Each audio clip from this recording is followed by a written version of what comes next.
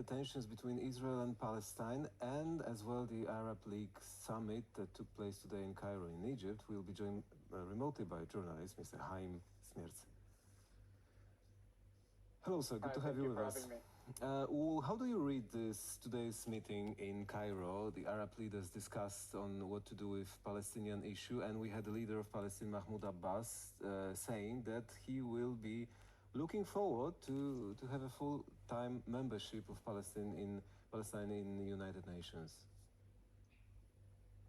Well, to be honest, here in Israel, most people did not even really pay much attention to what happened in Cairo.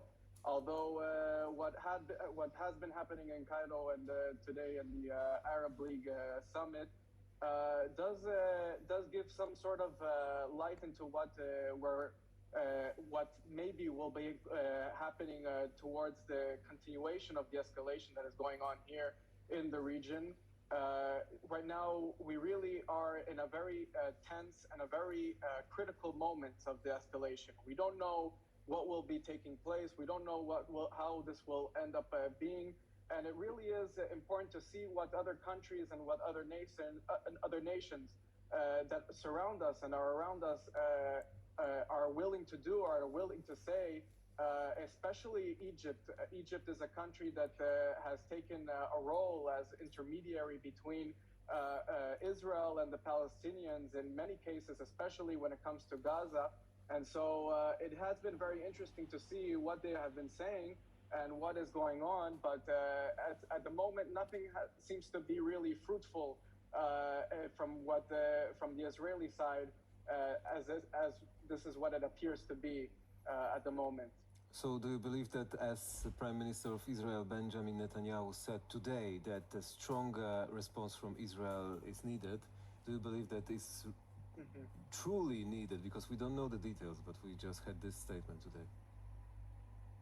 Yeah, so the statement actually came from after what happened last night in between Gaza and Israel. Last night at around 7 p.m., a rocket was launched from Gaza towards Nahal Oz, which is a town just nearby here. And throughout the night, we were expecting to see what usually happens when a rocket is launched from Gaza. Israel, the Israeli Air Force, responds to the Gaza Strip and usually attacks some sort of targets from either Hamas or the Islamic Jihad. Last night, the rocket actually came from a small organization that is relatively new on the scene of the terror organizations. It's called the Lion's Den. It comes from Shechem or Nablus from the West Bank. And they are relatively new, and they're now apparently in Gaza as well, and they launched a rocket into Israel. We did not see any response from the Israeli Air Force, which has caused a lot of anger and a lot of people really upset here in the southern part of Israel. And so we were expecting to see some sort of response, and so for that reason, the Prime Minister did say that there will be some sort of response, that the response will be strong, as you said, as you mentioned. We don't know what will be the response. Here, I live in Ashkelon, which is a city that's not so far away from Gaza. It's just a 20-minute drive from the border.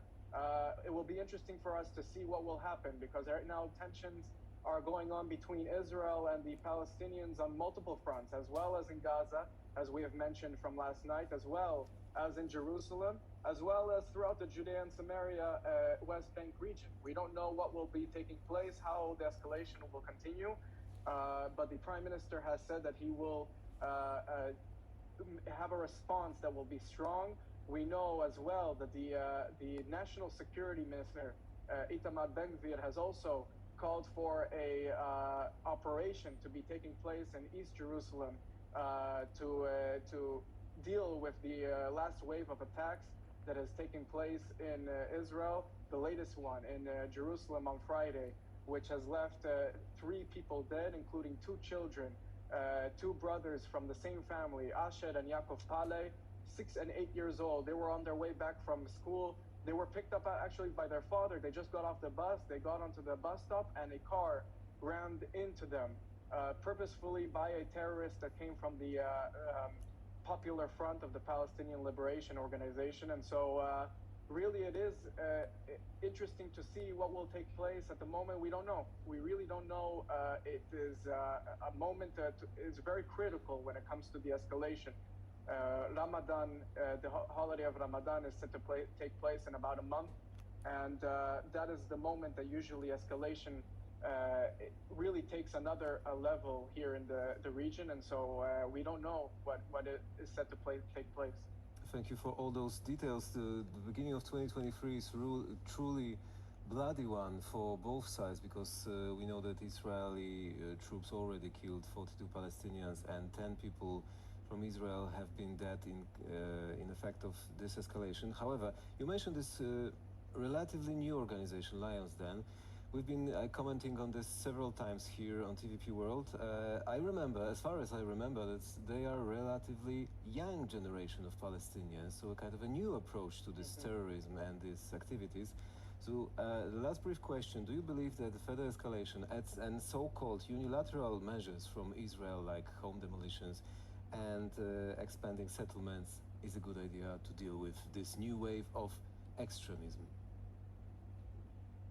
Look, at the end of the day, we're dealing with a group of people that have been very much radicalized. And so the only way, and in many eyes, but when it comes to the Israeli security establishment, as well as many people who have been older than me even, to remember waves of terror from even 20, 30 years ago, understand that at some point, the only way to really kind of slow down the incentives for terror is in order to make it clear that to Palestinian terrorists that there is no real point in doing it. When they go out and do a terror attack, they are aware that they're going to get money from the Palestinian Authority. They're aware they're going to get money from the different organizations. For them, it's a economic incentive, especially for people who are in situations that are very dire when it comes to economics. The Palestinian Authority hasn't been taking care of them at all. And so many Palestinians have to either choose whether to go and work, cross the border and work in Israel, or to carry out the terror attack, because they know that that's the only way and to we have to some leave sort our of economic conversation stability. with this conclusion. Thank you very much, Mr. Chaim Schmiertz. Journalist was our guest. Thank you again, sir. Have a good evening. Thank you. Shalom. And that's all we prepared in this main news update for you.